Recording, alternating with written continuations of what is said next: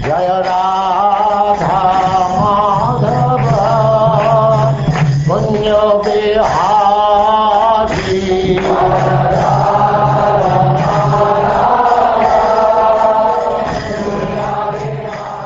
And now chapter 21, the dynasty of Bharat.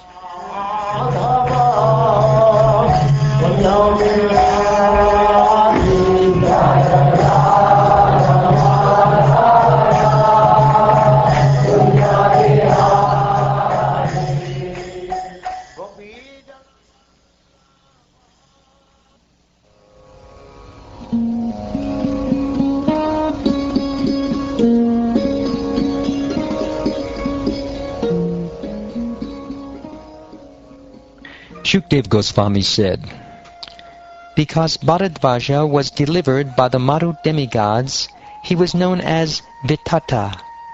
The son of Vitata was Manu, and from Manu came 5 sons, Brihatkshatra, Jaya, Mahavirya, Nara, and Garga. Of these 5, the one known as Nara had a son named Sankriti. O Maharaj Pariksit, descendant of Pandu, Sankriti had 2 sons named Guru and Rantideva. Rantideva is famous in both this world and the next, for he is glorified not only in human society, but also in the society of the demigods. Rantideva never endeavored to earn anything. He would enjoy whatever he got by the arrangement of Providence. But when guests came, he would give them everything.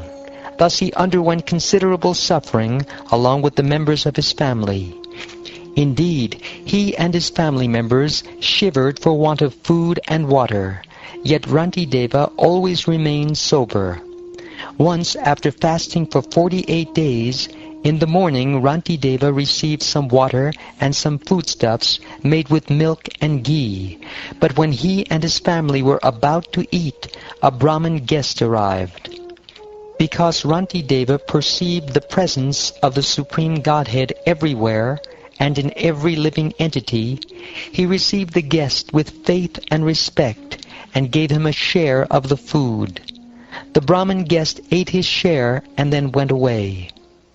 Thereafter, having divided the remaining food with his relatives, Rantideva was just about to eat his own share when a Shudra guest arrived.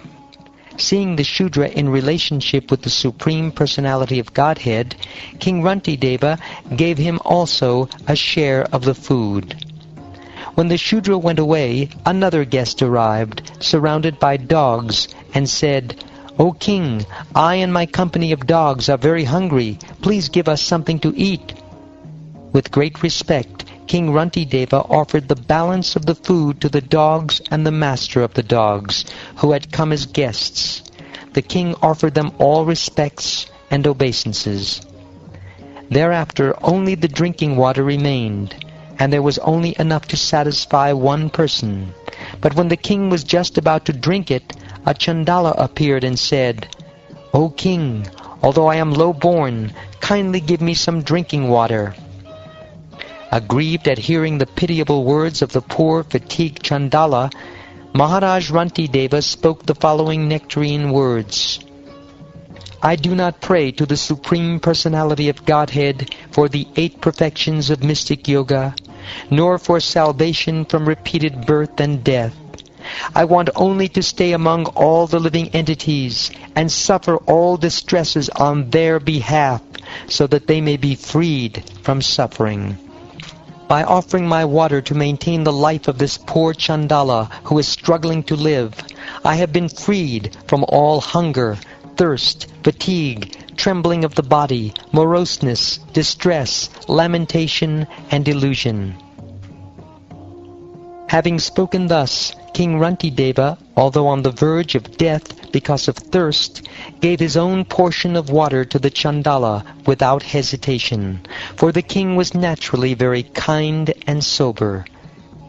Demigods like Lord Brahma and Lord Shiva, who can satisfy all materially ambitious men by giving them the rewards they desire, then manifested their own identities before King Rantideva, for it was they who had presented themselves as the Brahmin, Shudra, Chandala, and so on.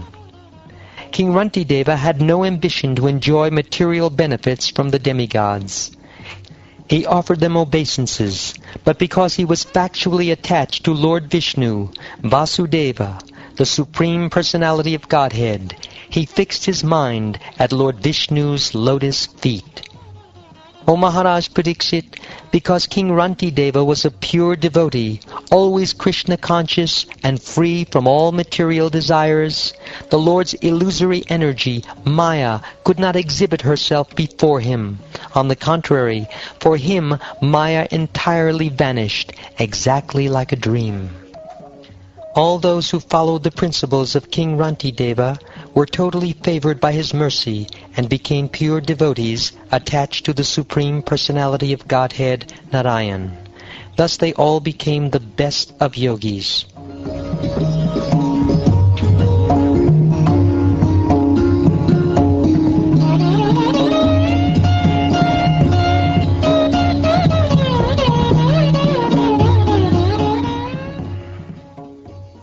From Garga came a son named Shini, and his son was Gargya. Although Gargya was a Kshatriya, there came from him a generation of Brahmins. From Mahavirya came a son named Durtakshaya, whose sons were Trayaruni, Kavi, and Pushkararuni.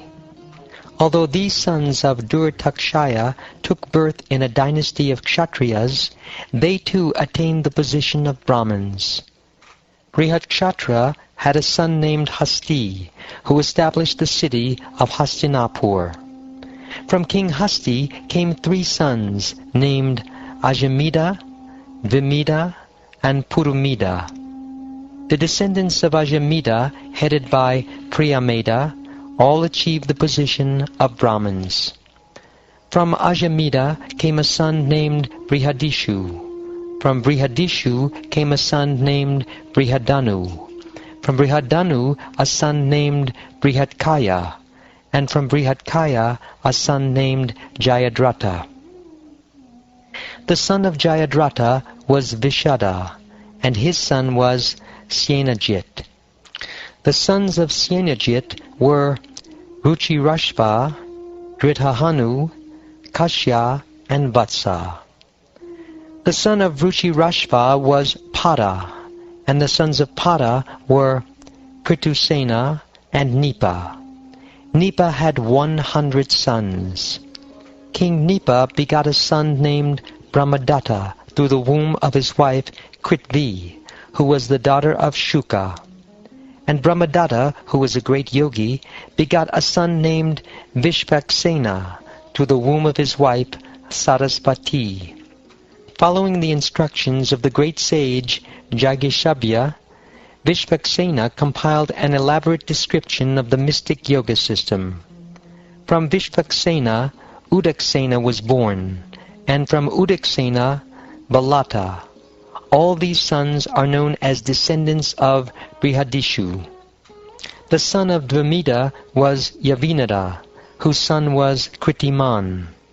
The son of Kritiman was well known as Satyadriti. From Satyadriti came a son named Dridanemi, who became the father of Suparshva. From Suparshva came a son named Sumati. From Sumati came Sanatiman. And from Sanatiman came Kriti, who achieved mystic power from Brahma and taught 6 samhitas of the Pratyasama verses of the Samaveda.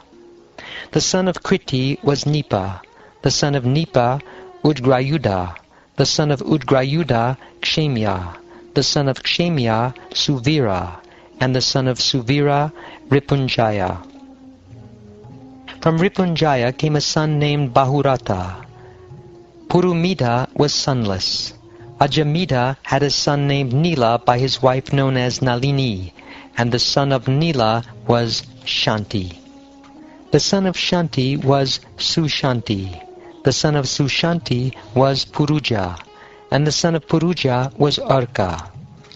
From Arka came Varmyashva, and from Varmyashva came 5 sons, Mudgala, Yavinara, Brihadvishva, Kampila, and Sanjaya.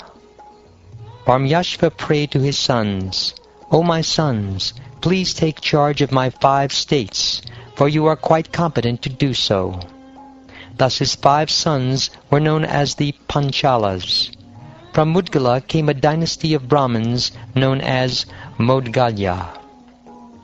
Mudgala, the son of Varmyashva, had twin children, one male and the other female. The male child was named Devodasa, and the female child was named Ahalya. From the womb of Ahalya, by the semen of her husband, Gotama, came a son named Shatanand. The son of Shatanand was Satyadriti, who was expert in archery, and the son of Satyadriti was Sharadvan. When Sharadvan met Urvashi, he discharged semen, which fell on a clump of shata grass. From this semen were born 2 all-auspicious babies, one male and the other female. While Maharaj Shantanu was on a hunting excursion, he saw the male and female children lying in the forest, and out of compassion he took them home. Consequently, the male child was known as Kripa, and the female child was named Kripi. Kripi later became the wife of Dronacharya.